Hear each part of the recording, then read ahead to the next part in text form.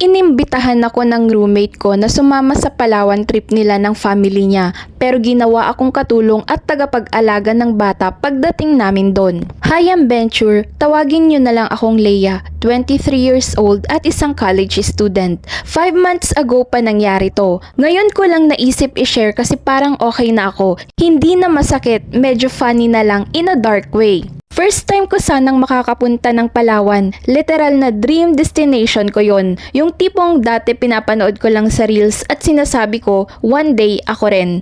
Yung friend ko na si Katkat, roommate ko for almost 3 years, ang nagyaya. Close kami, alam niya lahat ng struggles ko, kung paano ako mabuhay on a budget, kung gaano ako kasimple. Kaya nung sinabi niyang may extra slot daw sa flight ng hotel ng family niya, pumayag ako. Mayaman kasi ang family ni Katkat kaya hindi na ako magtataka. Sagot daw nila ang round trip ticket at yung hotel for 4 days and 3 nights. Sabi ko agad, sure ba yan? Tuwang-tuwa ako niyan. Okay, but I will cover my own food and activities para hindi nakakahiya sa family mo. Ayokong may masabi sila. Gusto ko lang mag-enjoy, not to be a burden. Naka-ready na ako noon pati swimsuit ko at pang beach outfit. Saturday ng 1 PM ang alis namin. Nahihiya pa nga ako sa family ni Katkat kasi mukhang mayayaman sila. Nakisama lang ako at hindi naman nila ako pinapakialaman. Pagdating namin sa Palawan, doon ko na naramdaman na off yung energy. Hindi naman sila outright rude pero ramdam mo yung hindi ka talaga kasama. Hindi ako sinasali sa mga usapan. Kapag nagpa-plan sila ng activities, tapos na bago pa ako makapag-react. Pero kapag may gagawin or iuutos sila, sasabihin nila, Leia, pakikuha naman to. Leia, bantayan mo muna yung pamangkin kong bata. Leia, ikaw na magluto ha. Pwede daw gamitin yung lutuan dyan. Every single day, 2 days pa lang ako sa Palawan, feeling ko naging yaya nila ako. Hindi ako nagbakasyon. I became the default helper, tagahanda ng pagkain, tagalinis ng kalat at tagabantay ng bata. Tahimik lang ako nung first day. Iniisip ko, maybe ganito lang talaga sila. Ayokong magmukhang maarte. Pero dumating yung point na kinausap ko si Katkat ng maayos. Kat, pwede bang kahit 1 day lang mag-enjoy din ako? Parang hindi ko na nai-experience yung Palawan trip. Baka pwede maligo din sa dagat.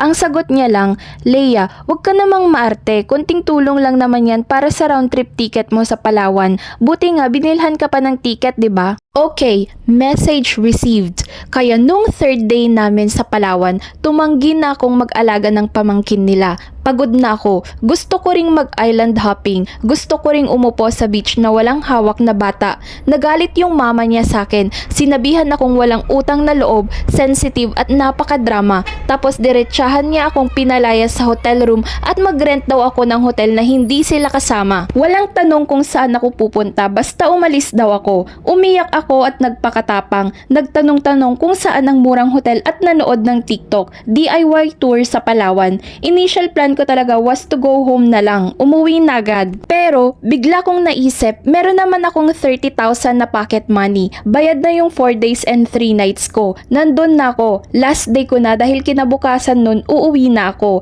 And I already had my return ticket. So bakit ako uuwi na parang ako pa ang may kasalanan? Naghanap ako ng mas murang hotel dahil 1 night lang naman. Hindi social pero walang nag-uutos. In-enjoy ko talaga yung buong gabing yun. Nag-relax ako sa beach. Kumain ako ng gusto ko. For the first night, I actually enjoy Palawan. At alam nyo kung kailan sila mas lalong nagalit? Nakita nila akong masaya at kumakain sa resto. Malapit lang kasi ang hotel ko sa hotel nila. Galit sila kasi ginamit ko raw sila para makarating ng Palawan. Bakit parang kasalanan ko pa? Sila ang unang nag-invite sa akin. Sila ang nag-insist na bilhan ako ng ticket. Hindi man lang ako ipinagtanggol ni Katkat. Roommate ko for 3 years. Kaibigan ko raw. Pero parang okay lang na ganun ang trato sa akin ng family niya. Kinabukasan, flight na namin pauwi. Kasabay ko pa rin sila. Hindi nila ako pinapansin pero nararamdaman ko yung inis nila sa akin.